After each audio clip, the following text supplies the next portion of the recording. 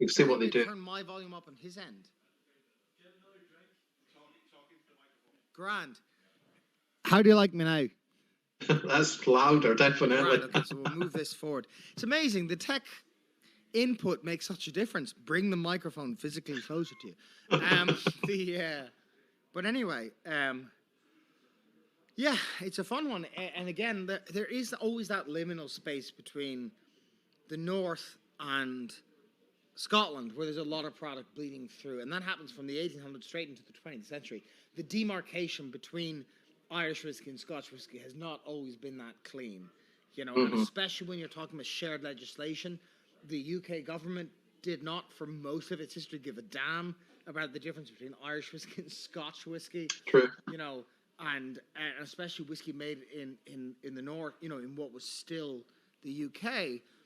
It's complying to all real legislation. It's perfectly legitimate practice, and so you do get this back and forth. In the same way, you got DCL, Hague basically swallowing vast quantities of grain whiskey from Belfast, and it was still called Scotch. There is that bleeding zone between the two, and I think this whiskey, I would put money on it, was not distilled on this island. It was not distilled in Comber. It was not distilled in Bushmills. This is a blend probably put together in somewhere in and around Glasgow. Yeah, totally. It wasn't the Wild West as such, but there were definitely looser applications of legislation. If people were enjoying what they were drinking, then fair enough. And I suppose from what you're saying as well, there wasn't that availability available in Northern Ireland, so they're probably just going to take out the warehouse what they can to come up with a batch. Absolutely. Where can you get, that's the foremost priority for most of these producers or bonders, is where can we get the stock? End of the day, we have to put a product out, we have to put a bottling out, where has liquid, and at that time it was blended Scotch, absolutely, do you have the menu in front of us? I was trying to pull up. I WhatsApp it to you, so you might have it now. I found it, yeah. So our number 2 is something that was very much distilled in Ulster, in Antrim, specifically. So this is Bushmills Special Liqueur. And it's funny because Paul offered me 2 whiskeys. He said, do you want Bushmills 9-year-old pure malt, or do you want the blend? And I chose the blend on purpose because even the pure malt was not actually a single malt, and we'll talk about that. Okay. But this is the ancestor to Black Bush. And for me, there is no whiskey up this way that screams northern more than Bushmills, obviously, But more than Bushmills specifically is Black Bush. Black Bush for ages was the pub whiskey of the north, and slightly fancier than the rest of them. Now there's White Bush, and I'll say, I'm an ex-Bushmills employee. I think White Bush is a terrible product. I think it tastes like juicy metal, and I think Black Bush is a lovely product. And there is that leap that goes on, and there's many things that make that happen. And and I know Bushmills are now investing in calling themselves, and maybe all of this will change soon, but Bushmills is a grain-led blend, and they're using Middleton grain, the same grain that goes into Jameson, and a little bit of Bushmills malt. Black Bush is a malt-led blend. It's 80% malt. It's one of the most fascinating products in whiskey. It's a blend that is 80% malt rather than the other way around. But the 20% grain is even more fascinating. Middleton make, and I hope they're not watching tonight, Middleton make a bizarre product called GPL, Grain Pot Light. One of the few purposes of which is to supply Black Bush. And it's essentially a barley-made grain whiskey. And if you want to get really geeky, it's essentially pot still distillate that has been put through a column. So you take a pot still mash. Middleton, if you get geeky about pot still, in the lighter ones, they refine it through a column. The faints, as they get fed back down the system, so trad pot and heavy pot, there's no refining. Then mod and light, they're refining through a column as they feed faints down the system. If you were to take those faints and turn them into an actual grain whiskey, that is what is sent up to Black Bush. And that is why Black Bush is so cool and so fun. Is that weird? And then part of my research has been, why does Black Bush get this oddity product? And from the 20th century history of Bushmills bought Coleraine Distillery, which is the only other malt distillery on Ireland at the time, and absorbed its stock. So even the Bushmills 9-year-old would be a vatted malt because it's mixed together. Mm-hmm. And then they got to the place and built a column still and started running it on their own resources. Started making grain whiskey out of columns. And that was what went into Bushmills. And when Bushmills was brought into the fold of Irish distillers in the 70s, a product had to be engineered to recreate that Coleraine grain whiskey that had only been a feature of Bushmills because Bushmills themselves had never been a grain whiskey before and had to, again, accommodate. So there's all these accidents that go along with the history of Irish whiskey. And the last stretch of it we get is, why is Blackbush so much fun?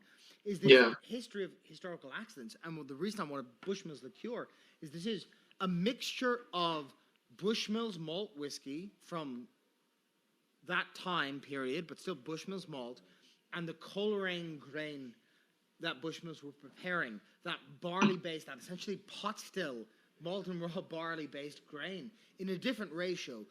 Modern Middleton pot still is 60-40. This would have been about 20% malt, the rest raw barley, so very low malt. Mm-hmm. But again, that barley-based grain, and when you smell it, it is such a fun distillate. You get that weird, like, brown bread, kind of smell off of it. There's great. It's a blend, but it is very clearly not the blend that was there before. No, night and day, definitely. Very. I mean, I hate to say the word interesting, but it is just very, very interesting. You just keep going back to it, don't you? Yeah, and the size of it. This has no Irish pot still in it, but it does have raw barley in it via the grain, but lightened to a higher refraction point. But there are those weird, more savory, more bready notes that you get with Irish pot still than you get with malt whiskey. Even blends with malt whiskey components. It is such a fantastic, and for so long, Bushmills Special Liqueur, which had a black label, was such a prominent fixture up this way that when it transitioned to Blackbush, the Blackbush as a name was picked as a reason to emulate that old Bushmills Special Liqueur. But this forgotten history of the grains that had been going into the columns up this way, this whole lost space. And what I love about it is it was lost to public memory, but it wasn't lost to industrial memory, because you do have, to this day, Blackbush, for reasons unbeknownst to most of the people who produced Blackbush, is obliged to produce a special grain whiskey just to be sent up north to a distillery that's no longer even part of the IDL fold, but because of it being once part of Irish Distillers and IDL having to replicate what it was doing before the formation of Irish Distillers, having to accommodate this barley-based grain whiskey. And it is such a part of what makes Blackbush. So even though we're talking about pre-1970s whiskey, I wanted a 60s whiskey that had a link to the present day and a link to the trajectory of a whiskey that has remained unbroken. And again, Blackbush is such a fun, beefy whiskey. And again, I love Bushmills malt. You could cut diamonds with Bushmills malt, so I've often said, but white label Bushmills is not a great product. And Blackbush is probably the best value for money whiskey in Ireland even now. It is so much fun. And part of it's to do with the big sherry dripping that it goes through, but part of it's to do with that distillate. And that distillate, that weird, and I know they're mucking about with stuff up in the new grain distillery. My big secret heartthrob is that nobody decides building the new distillery in Bushmills, the new grain distillery, to homogenize the column, because that we'll be looking at 2021 Blackbush and saying, all right, that's when it still had the GPL knocking about in it. Yeah. But there is that beefier side of grain whiskey. It is not the same grain whiskey that goes into blended Scotch of a similar era. Not the same grain whiskey that goes into blended Irish of a similar era. It's this happenstance grain whiskey. I love that consistency from Bushmills as well, in the fact that it still looks the same.